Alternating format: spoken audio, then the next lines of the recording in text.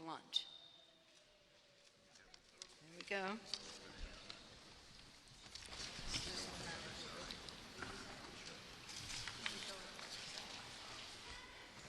There we go.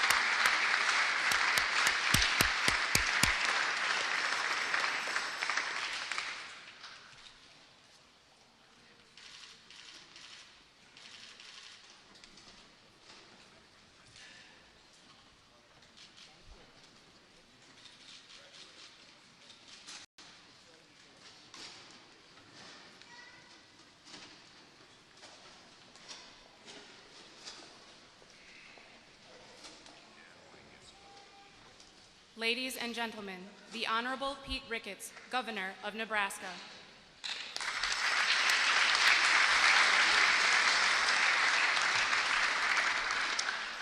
Good afternoon, and thank you all for being here today. I want to say a special thanks to Chairman Wright and all of our tribal leaders who are here today. Especially we got Colonel Brewer, or State Senator from Nebraska. Thank you, Colonel, and Executive Director of the Nebraska Commission on Indian Affairs, Judy Gashkabash. Thank you very much, Judy, for being here. As well as Speaker Pelosi, Senator Blunt, Leader Schumer, Leader McCarthy, and of course our Nebraska federal delegation, Senator Fischer, Congressman Fortenberry, and I also see in the crowd we've got Senator Sass, Congressman, not promoting you yet, Congressman Smith, Congressman Bacon, and then of course all the people who made this possible, from the man who made this all possible through the nation, Don Campbell, Ben Victor, the sculptor, and everybody who made this day possible. And then of course I want to say thanks to all the folks in Lincoln who are watching today as well. It's an honor to be here today to recognize a Nebraska hero and one of the most important civil rights leaders in our country that almost nobody knows about. We hope to be able to correct that today and tell his story.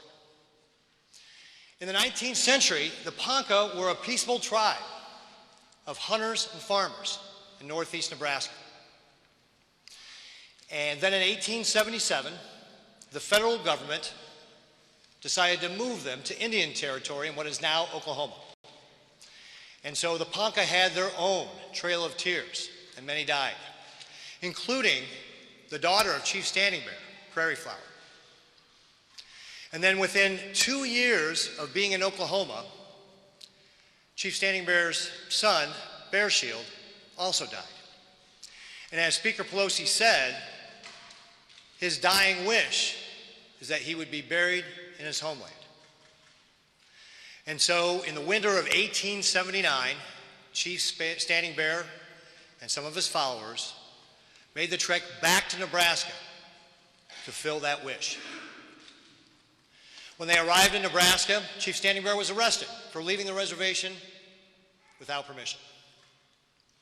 But with the help of a sympathetic Army general, a journalist, and 2 attorneys who worked pro bono, he was able to sue the federal government for wrongful detention. Now, in that lawsuit, that case that lasted 2 days, that trial, the federal government's lawyers tried to make the argument that Chief Standing Bear was not a person or a citizen, and therefore had no grounds with which to make the case. And to confront that argument, Chief Standing Bear rose and addressed the judge. He stretched out his hand and said, "That hand is not the same color as yours, but if I pierce it, I shall feel pain.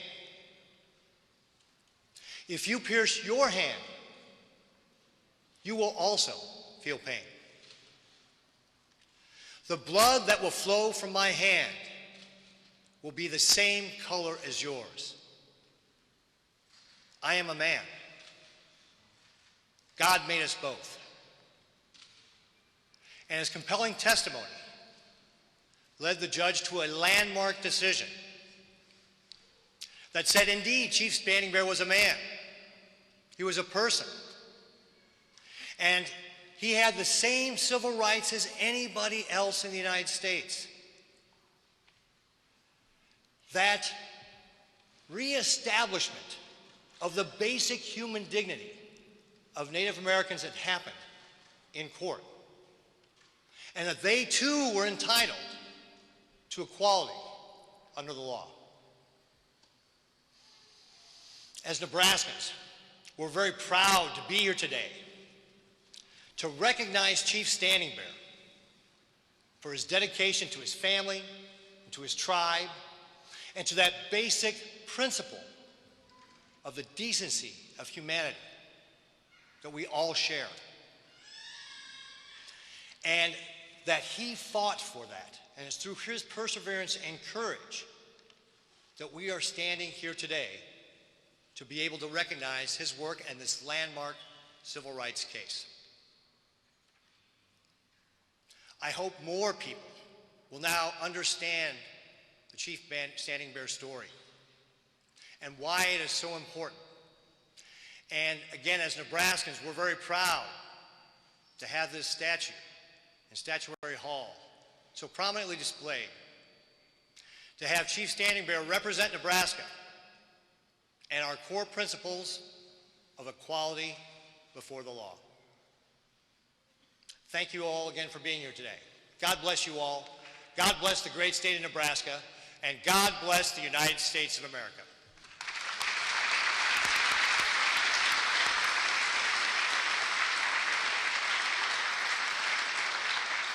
Ladies and gentlemen, the Honorable Jeff Fortenberry, United States Representative from the 1st District of Nebraska.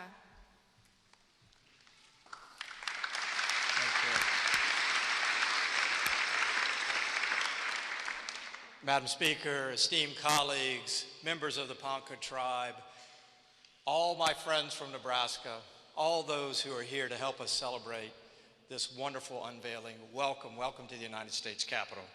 Let me also thank especially Chairman Larry Wright of the Ponca tribe and Judy Goshkabosh, who runs the Nebraska Commission on Indian Affairs, for their tireless efforts to see this day to completion, and all of you who have had a hand in making this happen today. We are all so excited and proud. The unveiling of a statue is a time-honored tradition. And we ask ourselves, why? Why? Because remembrance is a living thing. We reach back through remembrance and feel the past. We touch the nobility of another person's life, and we connect to the universal meaning of that person's sacrifice. And so today we are overjoyed to welcome Chief Standing Bear to the United States Capitol and acknowledge his remarkable journey.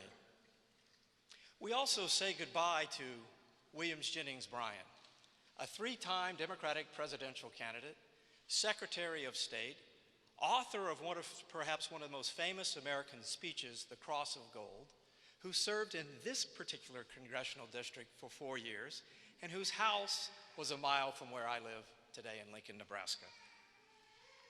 Williams Jennings Bryan was a voice for the common man crying in the prairie wilderness. Chief Standing Bear was an earlier American, a first American, crying in that same prairie wilderness. Yet few understood, perhaps until now. You see, friends, the gift of America is really this. We tether ourselves to what is permanent and noble and ideal. Just look around at this beautiful hall. And at the same time, we challenge ourselves to refresh, to change, and to become better. Chief Standing Bear's courage makes us all better. It is almost unthinkable to us today that it wasn't until 1879, after Standing Bear's trial, that Native Americans were declared to be persons for consideration of the law. Chief Standing Bear didn't seek to be a civil rights leader. He simply wanted to bury his dead son on their ancestral homeland. And in doing so, he called forth the essence of human dignity. And he changed the course of history in that transcendent moment when he raised his hand and said, "I am a man. God made us both." Yes, he did, great Ponca chief. Yes, he did. Welcome to the United States Capitol. Welcome all of you here today.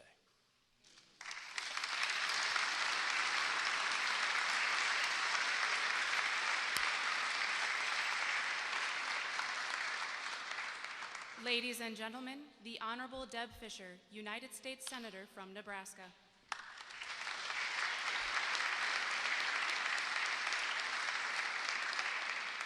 Good afternoon. Ladies and gentlemen, distinguished guests, I'm honored to join you today in dedicating this statue in memory of Chief Standing Bear. America needs to know his story. It is a story of a deep love for your homeland. It's a story of the denial of basic human rights and a historic trial that followed. And it's a story of a devoted father who, on a brutal journey to fulfill his promise to his dying son, changed America for the better. After leaving the Indian Territory to give his son the sacred burial he deserved, Chief Standing Bear was arrested and forced to prove that he was even a person. Eventually, the community heard his story and rallied for justice, resulting in that historic trial in the U.S. District Court in Omaha. After the lawyers heard the arguments, the judge granted Chief Standing Bear the opportunity to speak. What followed was one of the greatest speeches in American history. Chief Standing Bear echoed those same principles our founders ingrained in our blueprint for freedom, that all men are created equal and endowed with certain unalienable rights. Days later, the judge ruled in favor of Chief Standing Bear, and equal justice under law was extended to Native Americans.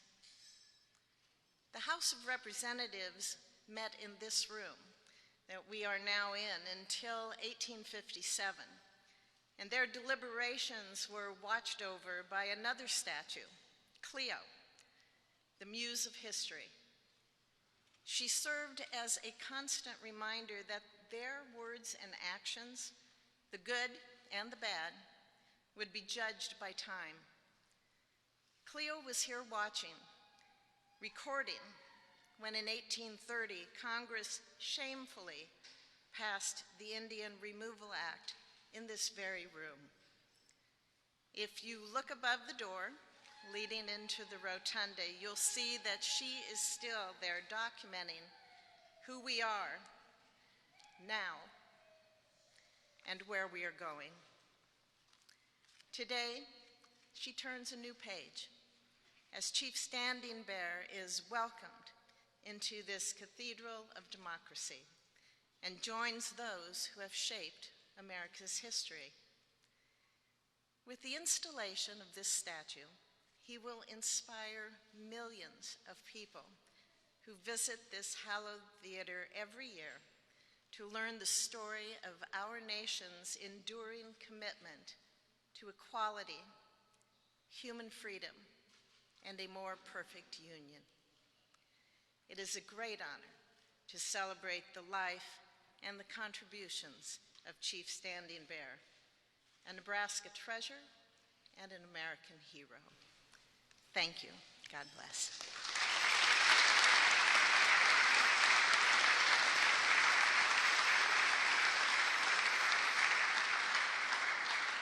Ladies and gentlemen, Steve Larvey, Jr.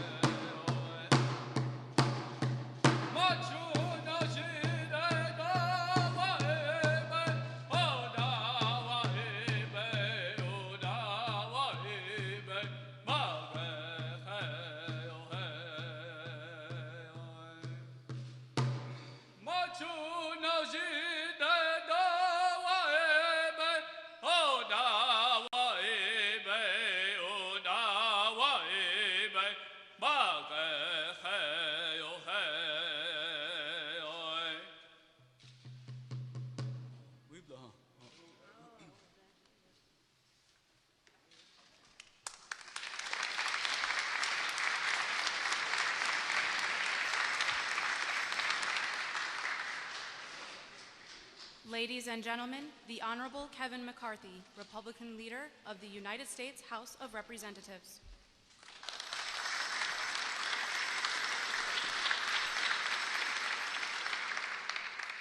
I want to thank you. That was beautiful.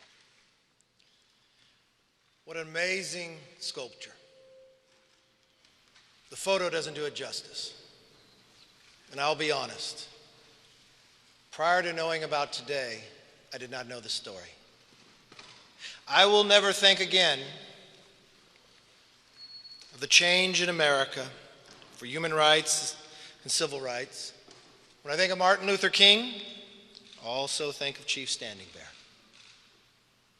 It is a story that will be told to millions.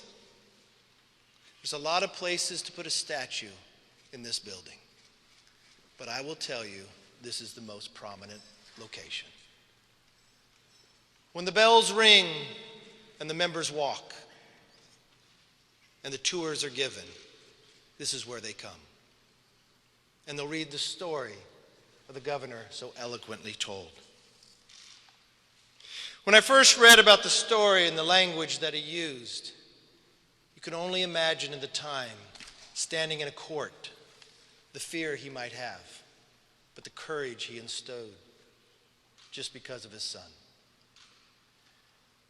That he spoke before the judge. And when he said those words, and I love the way Benjamin did this, he put his hand out, and you could picture that day. His hand is not the color of yours, but if I prick it, the blood will flow, and I shall feel pain. The blood is of the same color as yours. God made me, and I am a man. Chief Standing Bear was speaking of the language of America. He was not fighting for special privilege. Instead, he asked that he be afforded his rights as a human being, the same rights others enjoy. Whose words does that remind you of? Does it remind you of Martin Luther King? Does it remind you of Pericles?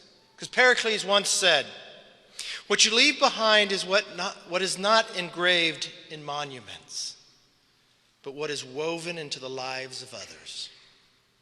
Clearly, Chief Standing Bear impacted the lives of many in our own time. But because of Benjamin Victor, he will also impact the lives of many in our time.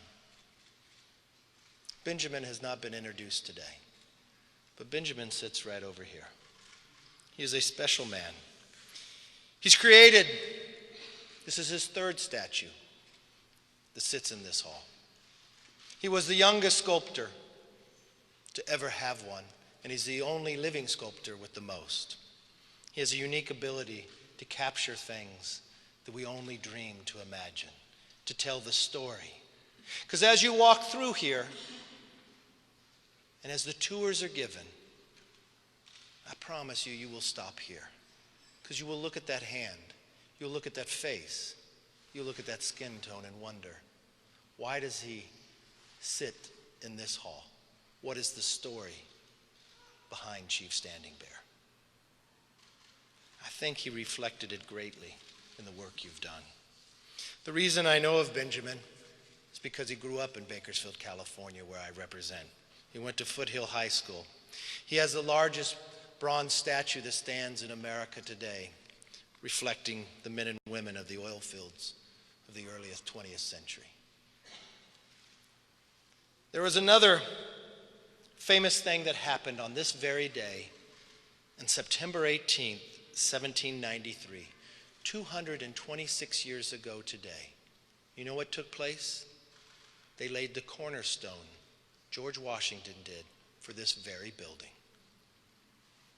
It was our founding fathers. And with this statue of Chief Standing Bear, we are building on their solid foundation. We definitely are forming a more perfect union. I thank you.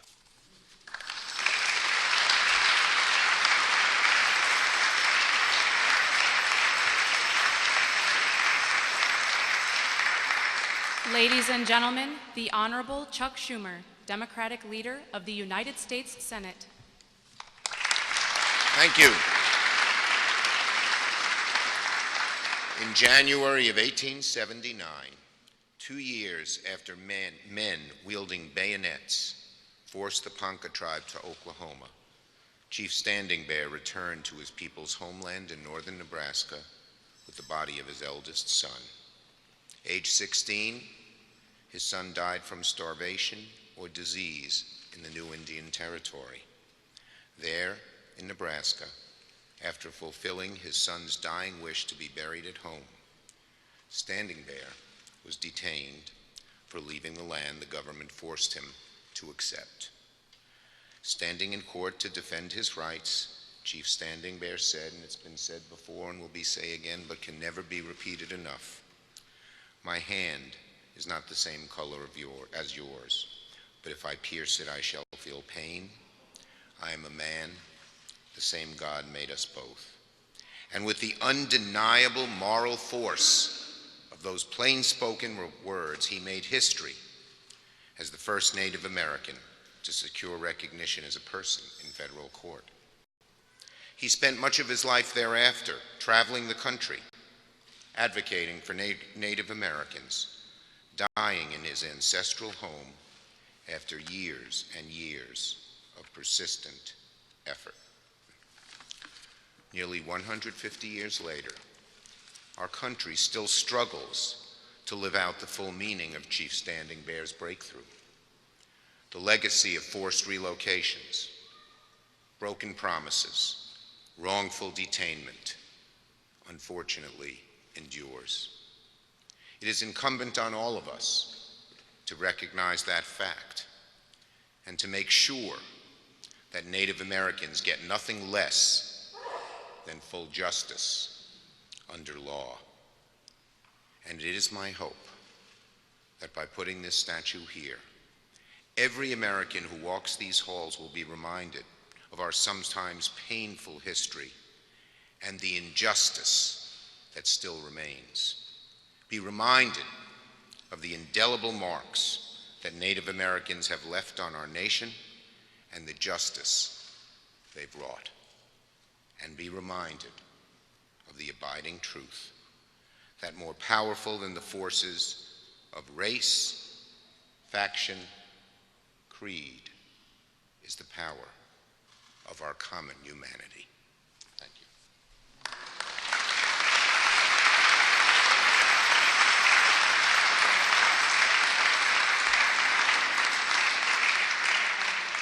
Ladies and gentlemen, the Honorable Roy Blunt, Republican Policy Committee Chairman of the United States Senate. Thank you all. One of my other jobs here, I chair a committee that's the Joint Committee on the Library, which doesn't sound like it would be a big deal, but it's the oldest joint committee in the Congress, and it's the committee assigned with the responsibility to protect our treasures. Senator Schumer and I have served on that committee together. Senator Fischer and I serve on that committee, and not too many months ago, I brought Senator Fischer over here and I said, here's the place that I think would be the best place for the Standing Bear statue. And she said, oh, you mean this place where every single person who walks into Statuary Hall looks at it and looks at it first? And I said, yeah, this place where everybody who walks in and walks into Statuary Hall sees it. And even at that moment, I don't know if Senator Fischer realized from what we had seen and the statue that we had frankly approved at several different times. Senator Schumer and I approved it once. I approved it another time as it was going through the process. I don't think we had an idea of the dominating character that this statue would reflect. And it does exactly that.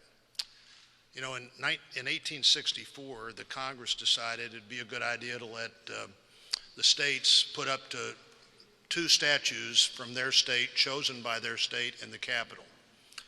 In 1937, Nebraska decided that William Jennings Bryan would be one of its 2 statues.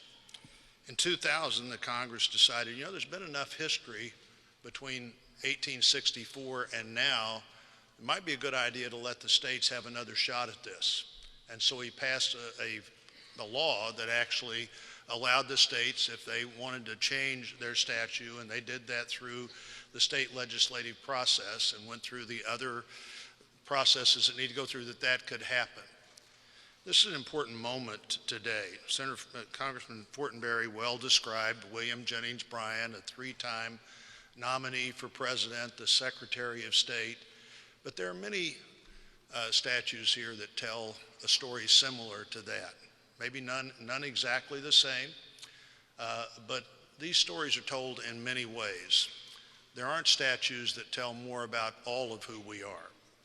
You know, this is also a week where we recognize the Constitution, which was in September of 1787, was passed by the Constitutional Convention. 1789, the government's put in place. The Constitution started talking about we the people, but of course we now understand it didn't include all the people as it should. But it also went on to say to form a more perfect union. It didn't say to form a perfect union, it just said to form a more perfect union. Let's see if we can be better. We're still on that path. And I would suggest today is an important moment when we become a more perfect union, when we not only reflect more of who we are, but more of who we were.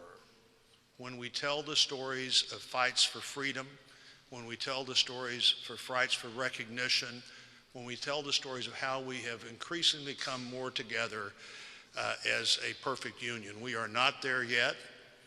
This is a moment that reflects an important part of how we became there. Standing Bear testified before committees of the Congress today in this great statue. That moment and the other moments of this incredible American life are recognized here in Statuary Hall.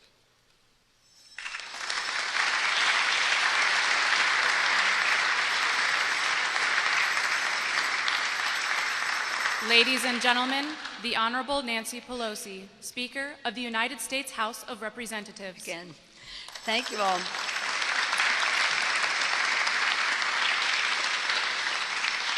Thank you, Senator Blunt, for sharing those words. It's a privilege to hear from leaders from all over our country, New York to Nebraska, California, and communities in the heartland, express what this day means to them and to their communities.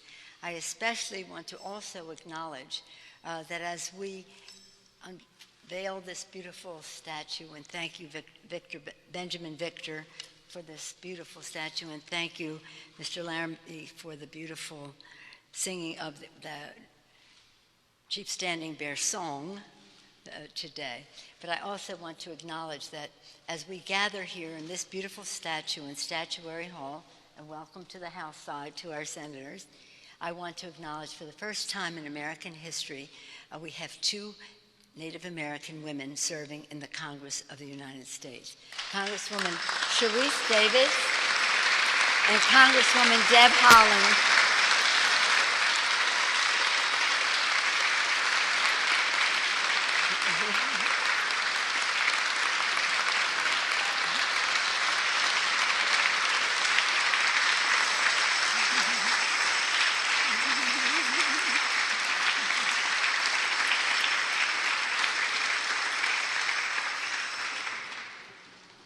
And wouldn't Chief Standing Bear just love to know that Deb Haaland, as a freshman, is the chair of the Public Lands Committee of the Natural Resources Committee right from the start. And Sharice Davids is such an important leader in the Congress right from the start. Thank you for honoring us with your presence. Thank you for the courage to run. Thank you for being here today. The courageous story of Chief Standing Bear is one that resonates within all of us. You heard that again and again. Rising above race, culture, geography, and politics. Chief embodies the values that we most cherish and which we have been most critical to forging progress in America. Courage and conviction, dignity and resistance and resilience, and I would add persistence and resilience to that. Indeed, the story of America is written in the actions of men and women such as Chief Standing Bear, with a clear vision to see America as it should be, and the clarion voices to demand it. As Leader Schumer mentioned, we have to face the reality of what was if we're going to improve what comes next. Chief Standing Bear faced injustices beyond imagination, the injustice of being forced from his ancestral homeland to a bayonet point, The injustice of losing hundreds of members of his tribal family, including his son, Bear Shield, to starvation and suffering because the U.S. government's broken treaty promises. The injustice of detention and arrest for trying to take his son's body home when the same government refused to honor Native people's civil rights, including the right to expatriation. Yet Chief Standing Bear met those indignities with dignity and with honor, standing before the Omaha District Court, as we heard, and demanded God-given rights, saying, "I never committed any crime. If I had, I would not stand here to make a defense. I would suffer the punishment and make no complaint."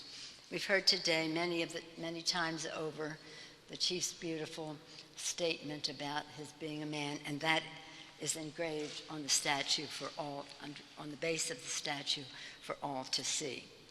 Chief Standing Bear's decision to make his defense was an act of courage that transformed America, ensuring that Native Americans were finally considered persons within the meaning of the law.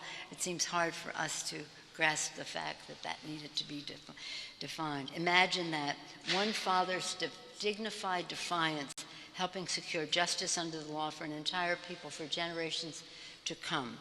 That process of securing justice remains an ongoing journey, one that we all have a responsibility to carry forth. And I want to salute the people of Nebraska.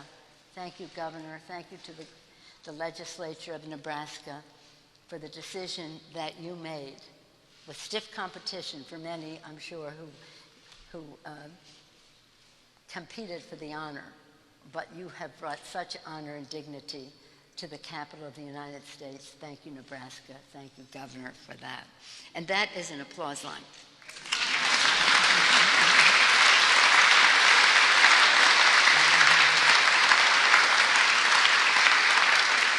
Now with this statue, we enshrine in bronze our promise to build the better, more just future of which Chief Standing Bear dreamed. And we display that promise proudly in the U.S. Capitol so that thousands of people, whenever anyone comes through here, as Leader McCarthy mentioned, everyone who comes through here will see the statue and learn the story and be inspired and be challenged. From every part of the world, people can bear witness to it. From all over America, people can see it every day for generations, perhaps 7 generations at least to come. Thank you all for making this day so special for the Congress, more importantly, for the United States of America. God bless you all. God bless America. Thank you so much.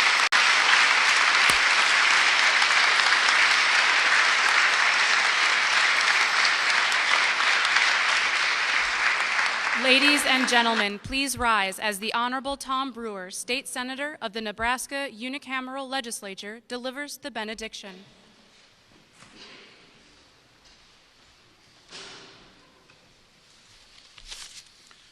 Please join me in a benediction.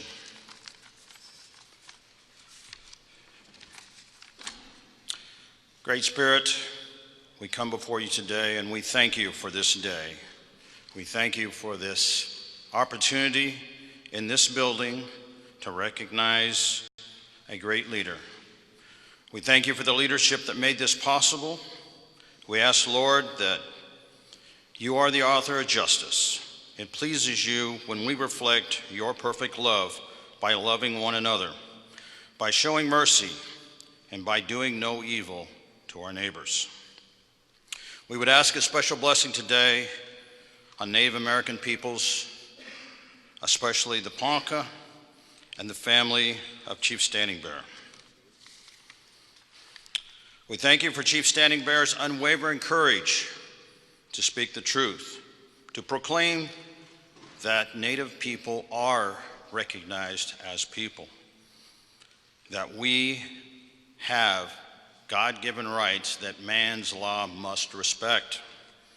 God, we thank you that all things work together for good in your holy plan. We ask that you spur us to good works, to respect our neighbors, to serve them in love. We ask for your wisdom to discern right from wrong. We ask that you make our hearts sensitive to your unchanging law. We ask that you strengthen us in your unresolved will to do justice. And we ask these things in your precious name. Amen. Ladies and gentlemen, please remain at your seats for the departure of the official party.